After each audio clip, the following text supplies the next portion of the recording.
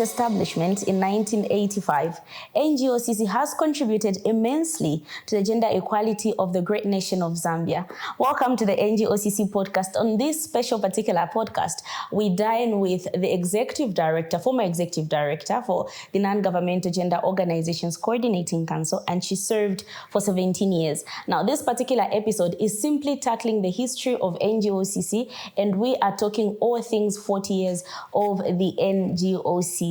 My name is Chibesa Cecilia Munguluwe, and I am your host for today. And allow me to welcome my guest on the podcast. Good afternoon and welcome to the podcast. Good afternoon, and thank you so much for having me. I'm happy to have you. Thank you. So great. Yes, yeah. After reading about you in the news, after seeing a lot of news stories, and then, I was a student journalist, and then I was following stories. Oh, really? And then we finally meet. So it's an honor for me. Pleasure. And we are happy to document the history of 17 years that you served at NGOCC. But before we even dive into the conversation, perhaps you could share a little about yourself. Who is Engwase Mwale?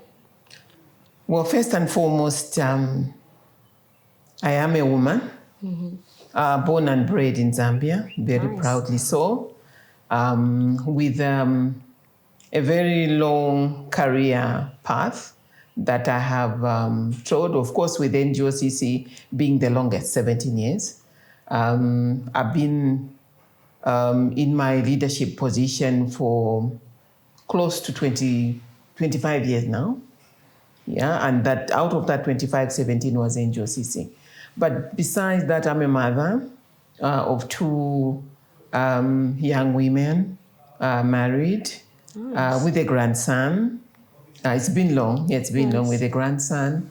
Career-wise, I'm a graduate of business administration, and that has seen me trade through very different positions in a number of companies that I worked with.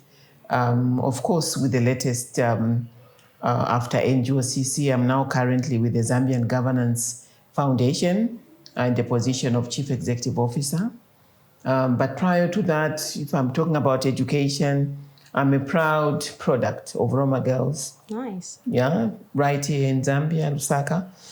And of course, having been a Roma girl, I always remain one, where I think there are 4 key principles that I always share whenever I am. And one of them is responsibility. And this is something that I treasure so much. Like any particular person, whether in leadership position or not, I think the principle of taking responsibility is key, because that is what has seen me through in my leadership journey, even whether at family level, in the communities, in the church. When I'm called upon, I'm a person that you can rely upon. Nice. The other principles, of course, is loyalty. Maybe that explains to you why it took me that long to serve in NGOCC. And primarily, to see what we were doing within the women's movement, with the whole entire membership of NGOCC. Apart from loyalty, of course, I subscribe quite a lot to stability, because I believe every human being needs to have a stable, life, to be able to influence, to be able to achieve, to be able to also inspire others. So stability is one thing. And then the last point that you can really relate to me as a professional is hard work. Yes. We set out to do work, you and I. You can count on me that I'll be available and will achieve. Nice. Yeah, so those are the key principles that I must say about myself. I am a humble Christian. I belong to the Anglican Church with a number of positions there to serve the Lord. So when it comes to spiritual matters, you can also count on me, because that is a larger part of who I am. Nice. Yeah, so I'm defined in those circles: family, spiritual, professional, physical. I'm also a person that is quite so enthusiastic about physical well-being. So you find me doing some exercises here and there. And even during my time at NGOCC, with a lot of work within the women's movement, I subscribed quite a lot to a physical lifestyle in terms of ensuring that one keeps fit. And because when you are an activist, always one has to be ready to run all the time. Yeah. Very interesting. Let's talk about the loyalty aspect of your life and how loyal you've been to the women's movement. How has your experience, or how was your experience like working with a lot of women, knowing that you had a lot of member organizations at the time, you served for 17 years. How was the experience? If I can use one word, very interesting. When we talk about the members of NGOCC, they were very different, different levels. It was just the diversity of women that was really quite intriguing for me. The first time in 2005, when I joined NGOCC, it was the very first time I was getting into the development sector. And I was coming in from the private sector, and I had served in the private sector for more than 13 years there. So when I got into NGOCC, it gave me an aha moment, because then I realized that the situation of women out there was not what I had been accustomed to know. I used to meet women in the corridors of the corporate, world. You go to the bank to transact, you go to church, quite all right. But when I got into NGOCC, then we had a total of 87 member organizations. And interacting with each of them, and I'm proud to say that during my 17 years, I had the opportunity of interacting with each and every one of those 87 members. And of course, along the way, we grew the number. By the time I was leaving in 2022, we had gotten up to 104, which was also quite interesting, because there was a lot of learning, there was a lot of linking. But even the women that were right in the rural areas, the women that nobody would ever think of, just sitting down with them to chat and interact with them, eat what they eat, it gave me a sense of fulfillment, that indeed what NGOCC was doing, or is still doing, is actually very valuable. Because wherever we went, because those 104 or 87 when we started with them in 2005, were covering the entire country.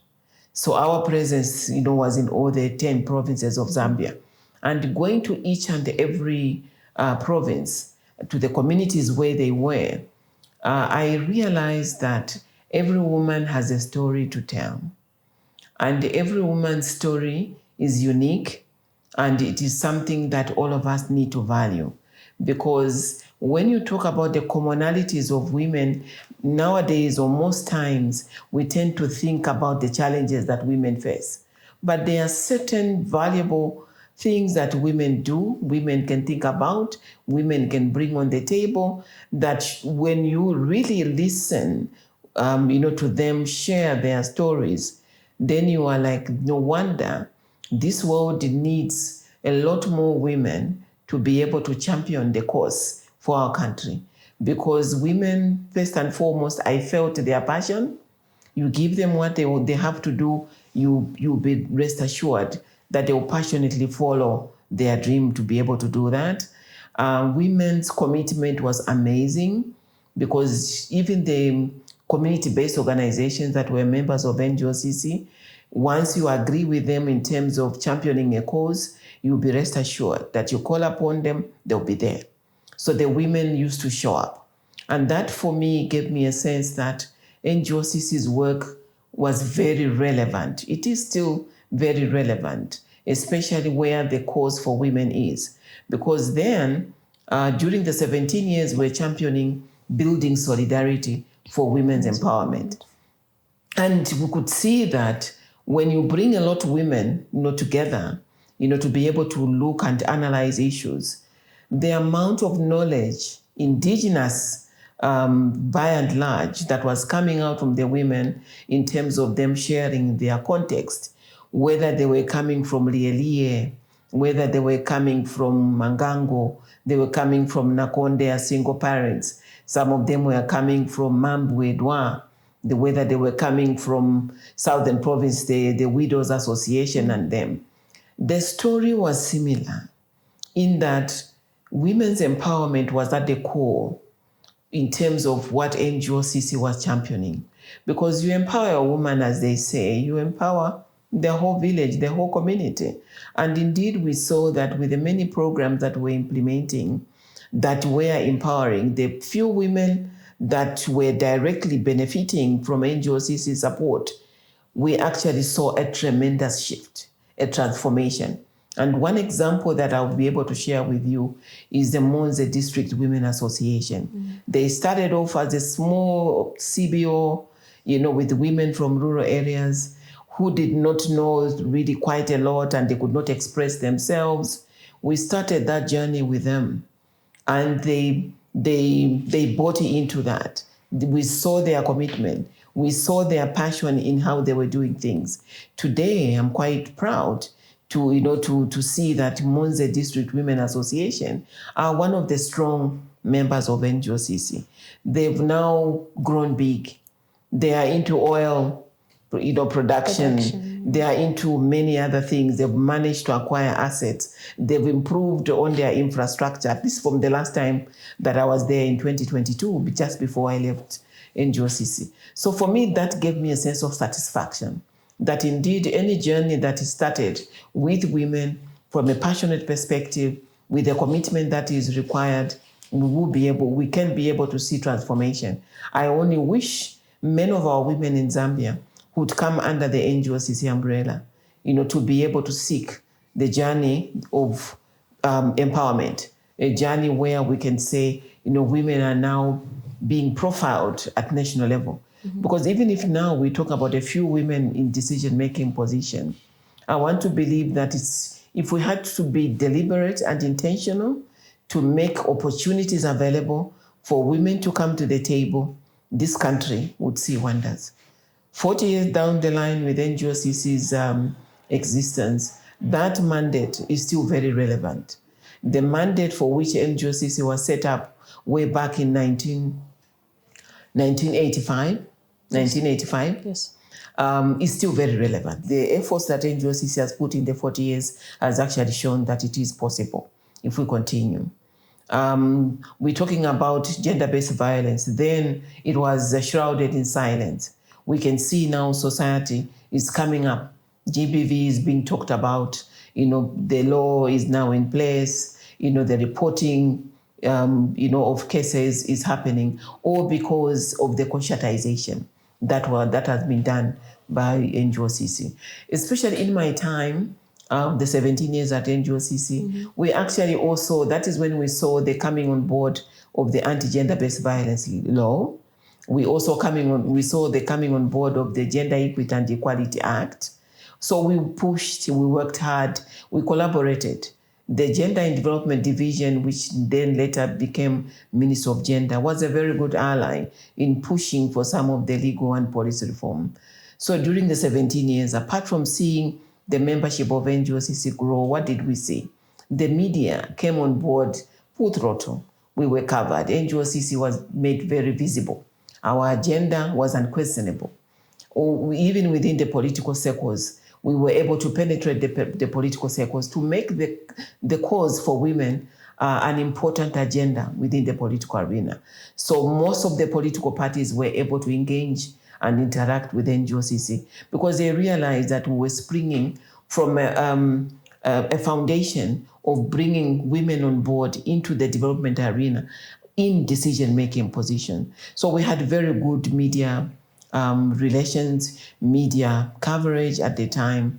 Apart from that, I must say during the 17 years, what also made us proud was that NGOCC was one of the few organizations that had strong governance and management structure. Many civil society organizations or NGOs do go through a process where their governance structures are shaky, governance and management, there's no proper line, to be able to indicate that this is a governance matter, this is a management matter. But in our time, and I must say that during the 17 years, we made that as a deliberate focus. Wherever you talked about good corporate governance, NGOCC was number one, if I can put it that way, especially within the civil society sector. And as a result, we had a lot of goodwill from cooperating partners. We were invited on many spaces, to be able to input our agenda, and the women's rights agenda was also amplified. And that, for me, looking back, is something that we should be very proud of as NGOCC, having contributed to the good corporate governance. Apart from that, we also interacted with a few corporate and business, sector entities that were able to come on board. I remember when we were celebrating our 10th and our 15th, including the 20th anniversary, we had a few of the business companies that came on board. They supported our publication, our 15 years anniversary publication. We had also, companies like Office Machines, Office Machines, who were our suppliers when it came to, office equipment. But they were also very supportive. They came on board whenever we called upon them. So I know that during the 17 years, we were still on the path of attracting, corporate support, to what NGOCC was doing. And I want to believe at 40, this should really be the defining moment. The business world need to recognize that the gender agenda must be nurtured, not just by civil society, but everyone, the government, the business sector, the church, need to come on board if we have to see the gender equity and equality agenda come to fruition. So those are some of the milestones that I can share with you during the 17 years. Also, maybe one thing I can include is that the exposure that was made available in terms of opportunities. We also provided those opportunities to our member organization. I recall traveling to New York with members from Mose Edouard, with members from Porokoso, women's group, and we were in New York to try and just advocate and influence the gender agenda at the UN. And that was, those are the opportunities that we can say NGOCC continues to make available, to its member organizations, be it urban and rural areas, to ensure that our members are also influencing from their own standpoint, from their own lived experiences. Yeah, so I think I have a lot to say that happened in the 17 years, but so. Very, very, very interesting information you've shared with us. Now, I'd like you to just run us through the 17 years. Fostering mindset change is not an easy thing. So how was the experience like being the spearheader, managing the board, the whole lot of the secretariat, and you have to ensure that you coordinate all the members through the board? How was that experience, especially mindset changing? First and foremost, running an institution, and especially an institution of NGOCC magnitude, is not an easy task. And no one would be able to stand and say it's an easy sell. Yeah, first and foremost, when I joined, NGOCC was at the point of change managing, the organization, where the organization was more advocacy centered and focused. So coming in, the first task, that I was given by the board then was how to be able to make the organization in terms of strengthening its systems, strengthening staff capacity and the staff complement, but also building the communication between the secretariat, the board on the other side, and the general membership. Because the time when I joined in, there was the them and us, where the members were on one hand, secretariat was on one hand. So I set in to be able to build bridges, to be able to ensure that we narrowed that gap. So we did a lot of membership engagement, also to ensure that we made the members recognize that they were NGOCC. So we had a lot of membership consultative meetings. We changed the structure of how members were engaging with each other. Because at the time, when I joined, also the funding, from the cooperating partners was also dwindling. So we were at a crossroads. How do we ensure that we attract funding to be able to do that which we were passionate of doing, and that is building a movement. And also not just building the NGOCC network, but linking the NGOCC network to the larger women's movement. Because we believed then, and we still believe so, that the women's movement is larger than the NGOCC network. And the NGOCC network being the focal point organization of the women's movement, we had to begin to extend the linkages to other women, identify women that had contributed, to NGOCC. So that was also a part of the program in that 17 years. And then later, we also realized that there was need to build a linkage between the older women of the movement and the younger women. So again, during the 17 years, we had to solidify the fact that the young women became the real champions and their voice was made visible and heard within the larger NGOCC network. And therefore, we saw the strengthening of young women in action. That was deliberate because we needed to ensure that the women's movement was growing, but the intergenerational gap was also being narrowed. So we invested our time and energy in ensuring that the young women found their space within the NGOCC network. And that's where we saw the strengthening of the young women in action. There were also others, the community youth concern. Also, they came full throttle on board, with their programs. But at the same time, we were so grateful that the Norwegian embassy, they still had a lot of confidence in NGOCC. So they continued putting money in the basket. So we used the basket fund to actually build the NGOCC network in ensuring that our members were capacity built to be able to design programs and projects within their operational areas to simply just continue to ensure that more women were reached. So we continued managing the basket fund. And I must say to you, during the 17 years, we were managing the basket fund nonstop. And when the Norwegian embassy left the country, because of the good work that we were doing, the visibility that we had earned then, they linked us up to the EU. So when the Norwegian embassy left, they linked us up to the EU and also the Swedish embassy. So who continued also with the basket fund mechanism. So for us to have been receiving funding from the European Union and the Swedish embassy, it actually showed that we had a lot of confidence on the part of our cooperating partners, and they were willing and passionate to walk the journey with us. So using the basket fund, we were able to achieve quite a lot of milestones. Our members were able to build their own institutional capacities, and they were able to do the good things that they were doing. Our members continued to influence at local level when it came to policy and legal reforms. And that is how come we're able to see the Anti-Gender-Based Violence Act coming into place, the Gender Equity and Equality Act coming into place. But also, I think at the time, we were also able to influence within the local level.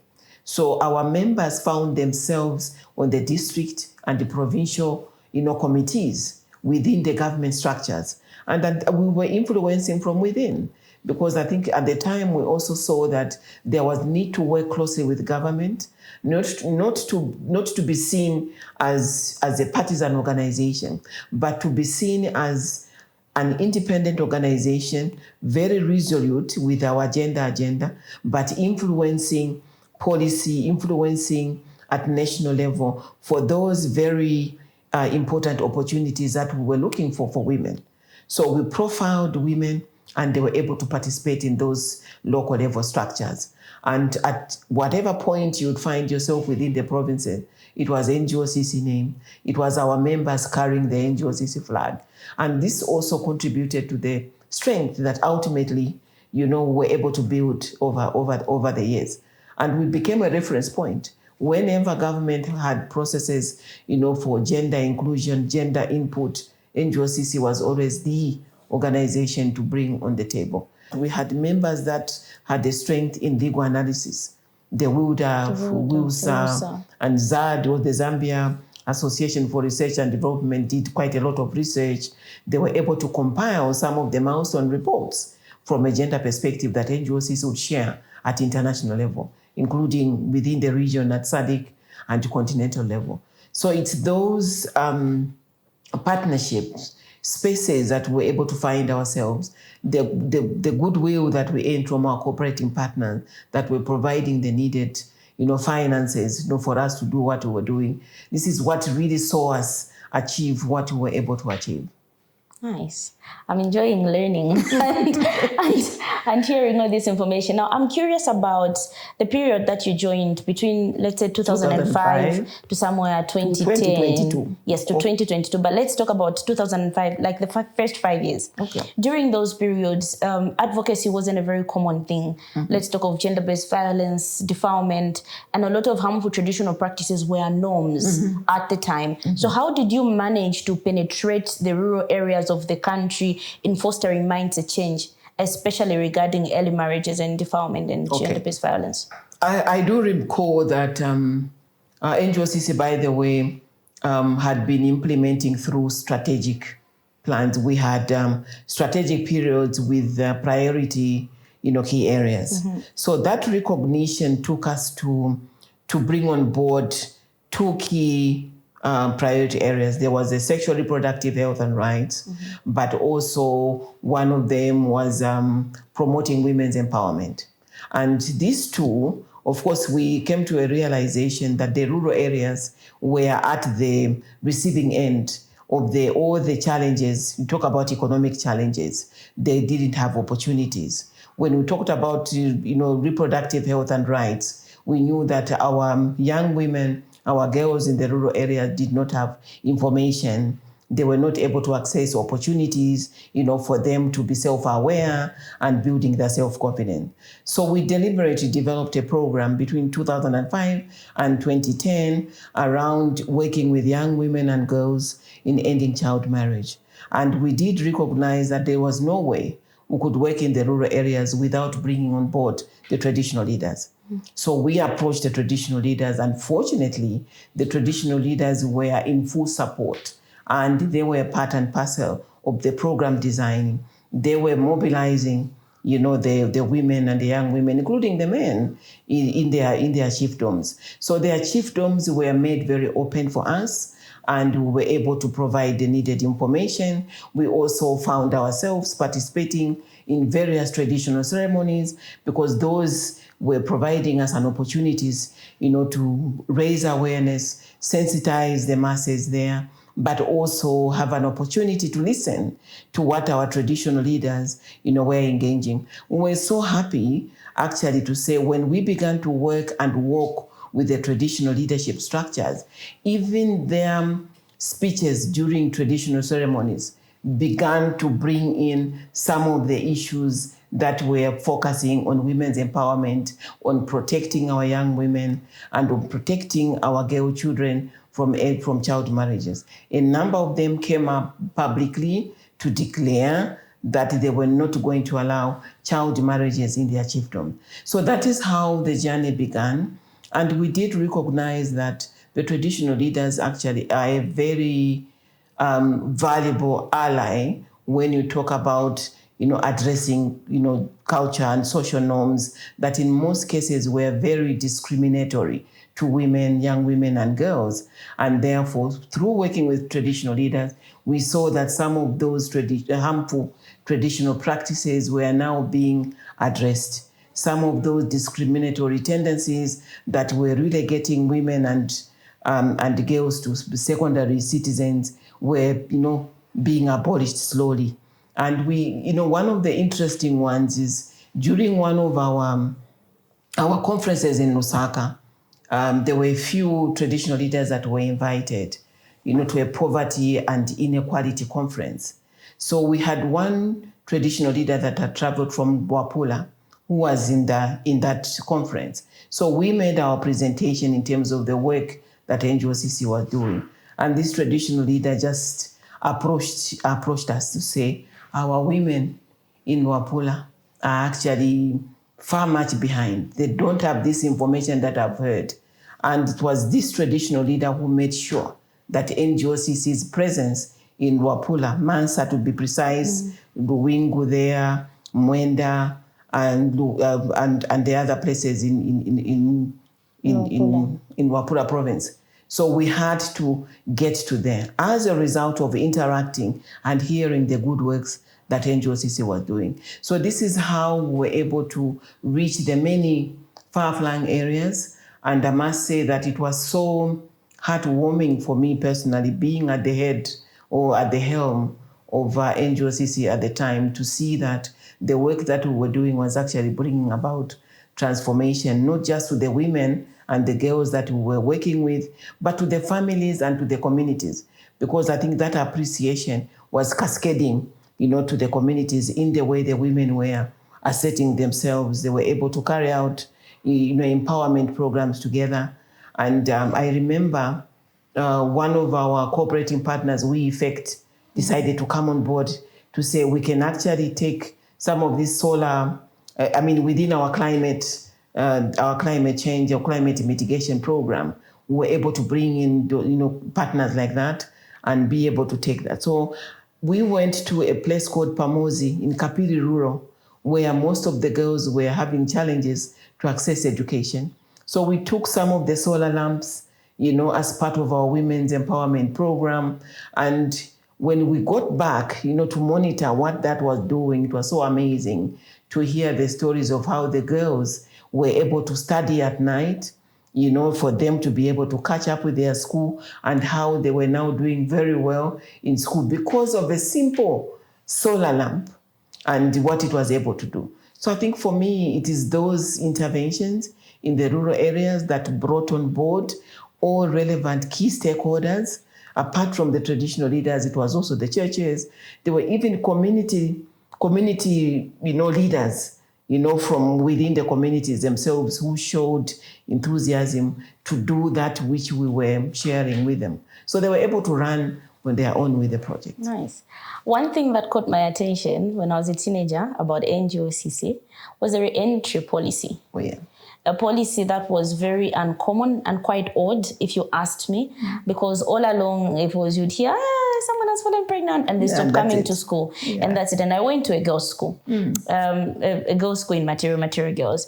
And I saw that my friends from class were falling pregnant and they were still coming to school. So you're wondering. And I'm like, okay, now it's normal, for someone to come to school. Let's talk about the re-entry policy and how it has hugely helped the girl child out there. Okay. How did you go about this project? How was it like? And what are some of the challenges and how did you overcome them, especially narrowing it down to the rural parts of the country?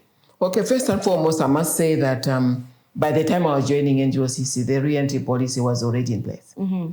Yeah, so... But it wasn't out Yeah, there. It wasn't out. So what we set out to do was, as we were influencing policy at national level, one of the deliberate steps we took as part of our programming was simplifying the different policies. Mm-hmm. To try and just put them into factual document, a small document. And in a number of cases, between the 2005 and 2022, we were able to translate, maybe simplify and translate a number of these policies. And that's what we were using even as we were implementing other programs. We would actually carry a simplified copy of the re-entry policy, a simplified copy of the Anti-GBV Act, a simplified copy of the Gender Equity and Equality Act, because we wanted the rural, the women and young women and girls, and let me just say the populations or citizens in the rural areas, to also appreciate what these policy documents contained. So it is during that period when you engage the communities, we had what we were calling the study circles that we had set up in one of our programs. So through those study circles, we were able to make available those policy documents and they were able to discuss. And through then the communities themselves were now sensitizing the rest of the citizens in those areas that actually, there is that opportunity when a girl falls pregnant, they're allowed to go back to school. But of course, there were a few challenges. It wasn't as easy as that.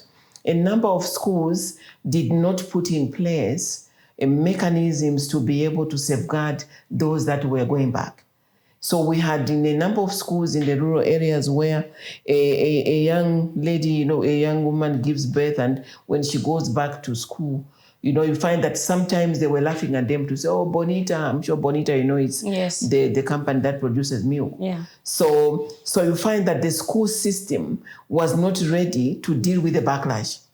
Yeah. So again, we went and we began to interact with the school administration to provide, the kind of counseling systems, awareness raising amongst the learners that it was okay for one to, to return to school after, even if they fall pregnant, they give birth, they'll come back. The other challenge that we witnessed then were the family system. A young girl has given birth and she has to go back to school. You find her mother has to fend for the family and still take care of the young one. So we're able to provide, empowerment opportunities, a provision of goods. The women formed groups, support groups to ensure that they were able to find means and ways of taking care of the grandchildren as they were allowing the young mothers, to go back to school. But when they went back to school, the good thing, which we were very proud of, is because they had gone through that process, there was evidence that we were able to pick that the girls who were re-entering were actually doing very well. Because of the experience, they resolved and remained committed that they were actually going to do very well, and they did their best to pass. So that also improved the education progression, for the girls. And even for the other girls, although some schools then were like, for the girls who were going back, they were influencing negatively the others that they can fall pregnant and then still go back. However, we saw that, with adequate intervention and the programs that we were implementing, people started talking about it. And ultimately, most of the schools accepted that it was actually a good thing, which was contributing to the girl child's progression in school. And it was seeing the numbers, going up. And even when you look at now at the entry level in grade 1, because of what was happening, there was parity at primary, at entry. Grade 1 to 4, there was almost parity where girls and boys, the numbers. Of course, the girls would start dwindling around grade 5 to 7. Some of them were falling pregnant and getting married, especially in the rural areas. And that's what gave us the energy to continue the ending child marriage in the rural areas, because we saw that that was the only opportunity to ensure that the girls and the young women got some education, then that later they would actually become more productive citizens. Interesting. You've shared with us quite a lot of information the past 17 years. Now let's talk about your reflection about NGOCC turning 40 years from the time that it was established. What is your reflection and your word of encouragement to the member organizations and to the women's movement at large? Okay, 40 is not a mean achievement. They say life begins at 40. Yeah. And this is such a proud moment because not many organizations reach 40. Many organizations that are normally established on the premise of an individual or on the premise of a few motivated, people that want to achieve something do not actually last long. But you can see that NGOCC was not a one person's kind of idea. It was an idea by a few very committed and passionate women of this country that wanted to champion the advancement of women. And because those few women were not selfish, they opened up NGOCC from being a committee to becoming a coordinating organization. I think they had the larger women of this country at heart. And I think we need first and foremost to step back and salute those women that started the NGOCC network. And because they had all the women at heart, turning 40 now, we need to be able to stop and simply give an ovation, a standing ovation wherever we may be, to those few organizations that started. I think we started from only, 9 organizations to now more than 100. 117 This is no mean plus. achievement. Yeah. And my encouragement, especially to the members of NGOCC, is that we carry a large responsibility of ensuring that this organization does not die. This organization needs to be growing from strength to strength. This organization needs to ensure that up until every woman, every young woman, every girl of this country is empowered, is emancipated, Only then maybe can we say that NGOCC has done its work. But for now, we still have a lot of work. Even if for many of them that have moved out of the NGOCC network, we still remain a part of the larger women's movement. And that is what makes us proud, that the organization through which many of us have passed through is still existing, is doing its great work. And I think what I would want to simply encourage lastly is that let's all work hard. Let's all take responsibility. Let's all remain loyal, to this focal point of the women's movement. But most importantly, let's maintain the stability so that NGOCC still remains as that good practice example when it comes to issues of good corporate governance, issues of effective mobilizing and organizing our members for the larger cause of the women's movement in Zambia. Thank you so much. But before I let you go, we are going towards the 2026 general elections, and NGOCC is currently conducting her Time Is Now campaign, which is pushing the trajectory of increasing the women in parliament, local government, and also at cabinet level. Perhaps you could encourage that woman out there who would like to participate in politics, the young girl out there who would want to be a politician or just take up a leadership role in future, in your concluding remarks. Leadership for a country like Zambia, it should not be relegated to men alone.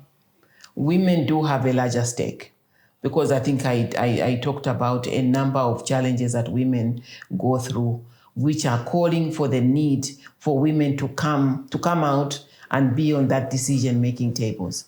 I know opportunities are very difficult, especially when we talk about the political arena. 2026 is an election year. The number of women out there that have shown interest, I would want to encourage you all to say, let's not relent. Let's get into the space. The politics is still a man's world, quite all right. But if we are building solidarity, we are working together and embracing the Her Time Is Up campaign so that we can encourage one another, let's mobilize more, let's also turn up and resolve to vote for women come 2026, even as we are also encouraging those that meet the criteria, because the criteria is only at grade 12. I know we have so many women out there that have got a grade 12 certificate, that have got the strength to be able to run for political office. Let's all turn up, let's all resolve to be able to do that, because Zambia, and the future of Zambia most especially, is in the hands of women. So all the best to all those that are preparing to run for political office next year. I think it's time that we all came on board. Thank you very much for according us this opportunity to document your time in NGOCC, the whole time that you served, and also for encouraging the women out there who would like to participate in politics. It's been an honor. Thank you so very much. An honor to me as well. There you have it. I have been chatting with the former Executive Director for the Non-Governmental Gender Organizations Coordinating Council, Ms. Engwase B. Mwale. She served as Executive Director for NGOCC for 17 years. And today on the NGOCC Art 40 podcast, she took us through her tenure as Executive Director, shared with us a lot of information regarding the history of the women's movement, the impact, the milestones, but most importantly, fostering mindset change amongst women and empowering them. This is the NGOCC podcast Art 40. My name is Chivesa Cecilia Munguluve. We continue to build solidarity for women's empowerment. Thank you for watching.